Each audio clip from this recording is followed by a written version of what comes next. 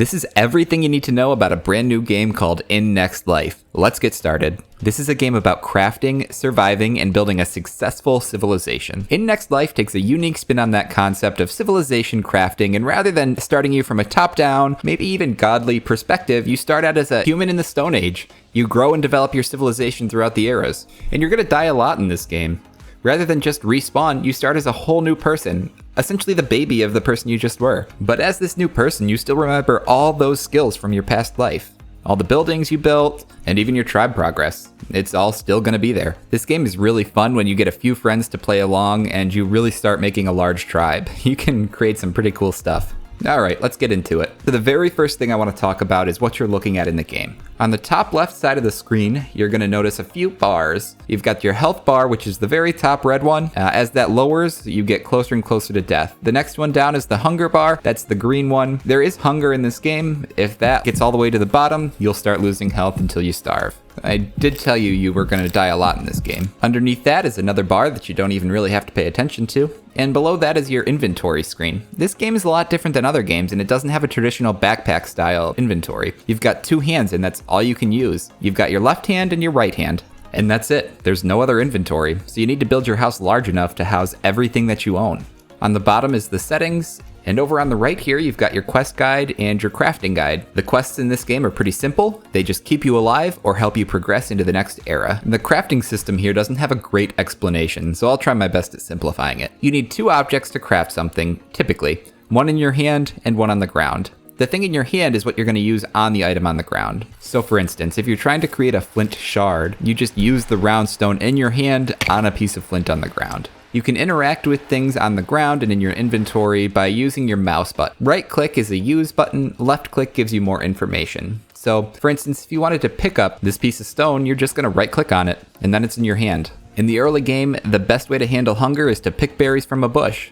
You do that by right clicking on the bush and then right clicking on yourself. But with something like this though, you can just left click on the bush and then left click on yourself. It'll save you a couple of clicks. The developers have added it to kind of ease your life a little bit. This game is still in early access, but there's already a few different biomes to it. You're gonna start out most likely in a savanna biome. This is the best place to make your home and is probably the most beginner friendly. So just, hole up here to begin with.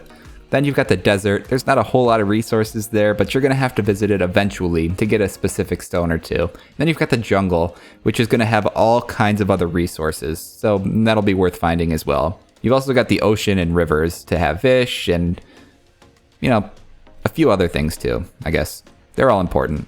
Just find them all. That's pretty much the bare necessities of the game. I've got a few extra tips for you though, so let's just take a second to go over them. The first thing that you'll notice is that you've got very little inventory space. One of the ways the game makes up for that is by giving you the ability to craft leaf bowls. Those are pretty easy to make and the game recognizes that. In fact, it's one of your first quests, so you can knock that out pretty early.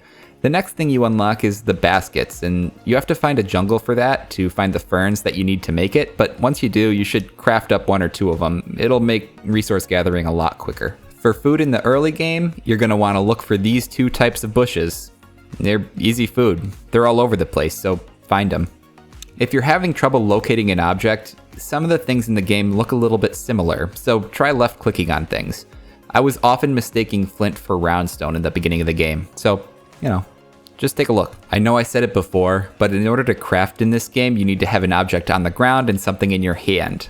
Just use the object in your hand on the object in the ground. And finally, just relax. This isn't a fast-paced shooter like Call of Duty. This is a slower-paced lifestyle sim where you create a civilization over time. So sit back and enjoy the ride. Let your creativity flow as you find unique ways to handle items and craft buildings. Survive throughout the ages, and I can't wait for more content to come out. But that's all for this one, guys. Thank you so much for watching. Make sure to like and subscribe, and I'll see you in the next one.